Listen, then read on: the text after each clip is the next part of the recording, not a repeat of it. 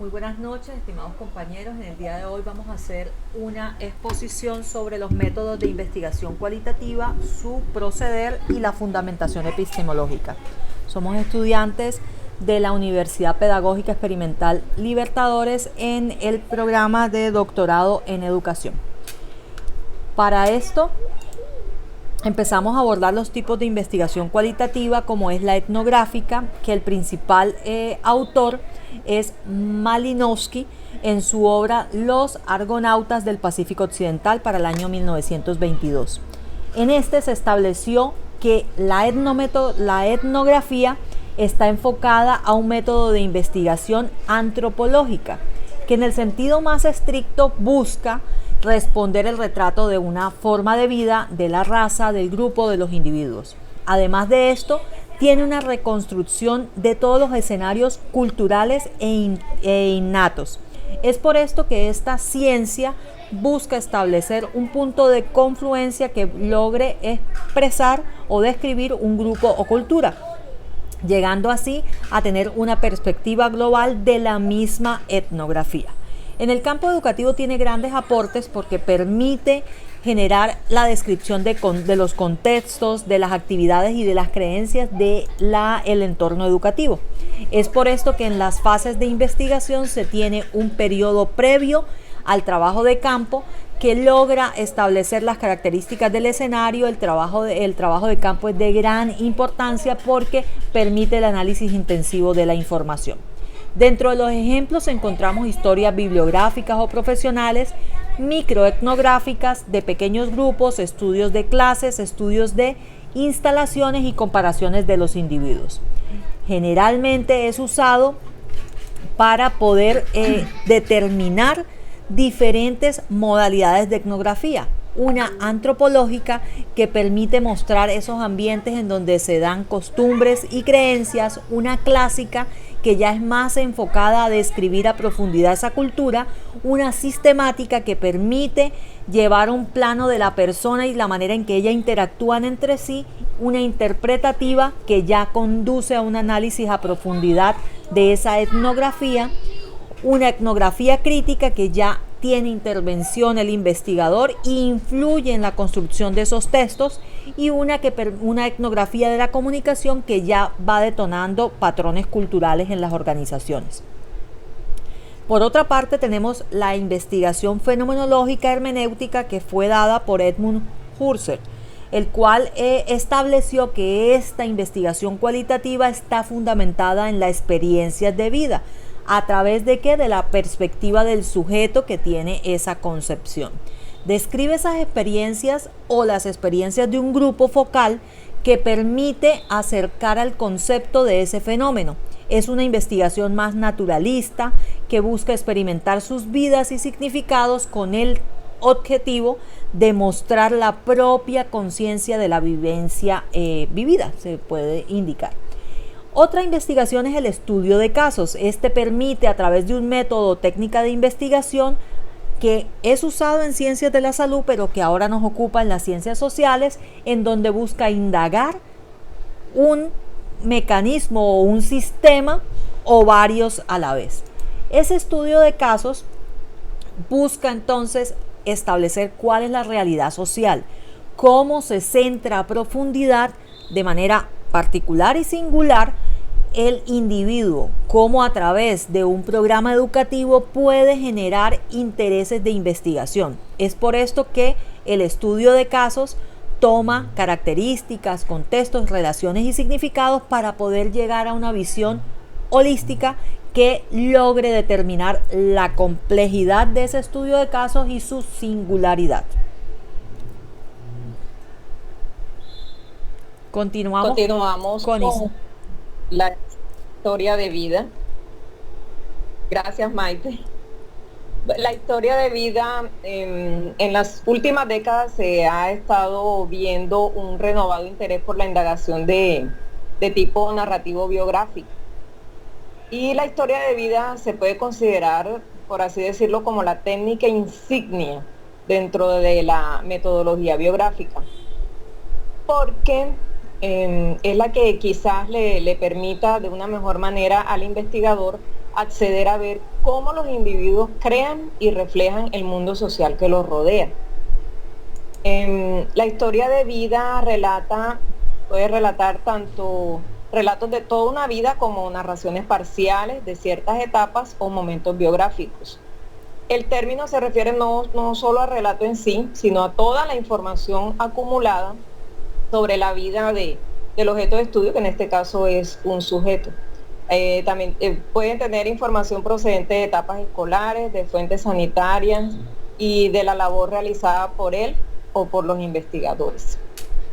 Según Pujadas, 1992, él dice que entendemos por historia de vida el relato autobiográfico obtenido por el investigador mediante entrevistas sucesivas en las que el objetivo es mostrar el testimonio subjetivo de una persona, en la que se recojan tanto los acontecimientos como las valoraciones que dicha persona hace de su propia existencia.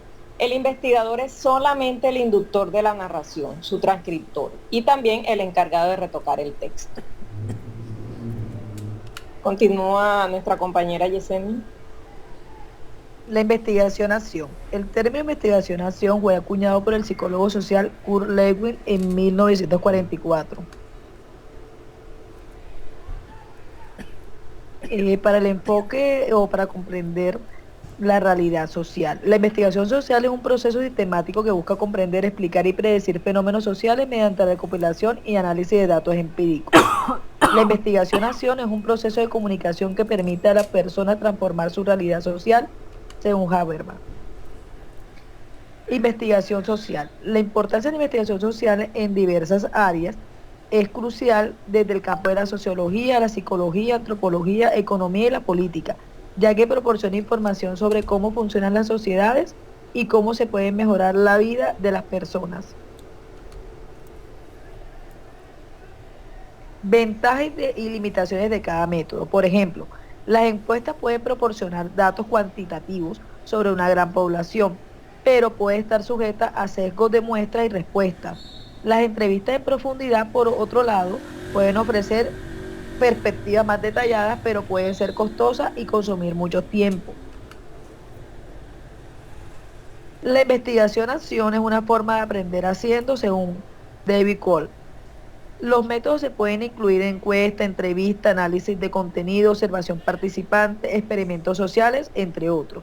Cada método tiene su propia característica, ventajas y limitaciones, y se eligen según el objetivo de la investigación y la naturaleza de los fenómenos estudiados. Continuamos con el enfoque multimétodo. Existen numerosas maneras de realizar una investigación, las cuales son enfocadas en procedimientos tradicionales, aplicando los enfoques cuantitativos y cualitativos. Pero actualmente podemos contar con el enfoque multimétodo, que según Ruiz, el enfoque multimétodo puede ser entendido como una estrategia de investigación en la que se utilizan dos o más procedimientos para la indagación sobre un mismo fenómeno u objeto de estudio a través de los diferentes momentos del proceso de investigación, como son la concepción de la investigación y preguntas asociadas, la selección del enfoque de investigación, el levantamiento y análisis de la información y la interpretación de los resultados e inferencia. Bueno, continuamos con la etnometodología. El padre de la etnometodología es Harold Garfinkel en 1960. Esta corriente de la sociología se centra en el análisis de los métodos y procedimientos que las personas utilizan en su vida cotidiana para producir y mantener un sentido compartido de la realidad. Tiene origen y principales conceptos en la década de 1960. La etnometodología se centra en los conceptos como el orden social, la membresía, la acción práctica y los procedimientos de sentido común utilizados en las personas en una interacción diaria. ¿Qué busca?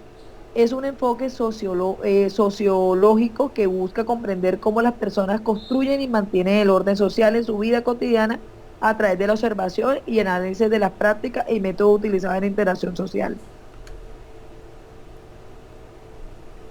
Principales teorías y enfoques. La etnometodología fenomenológica se centra en la percepción subjetiva de la realidad social y cómo se construye a través de la interacción.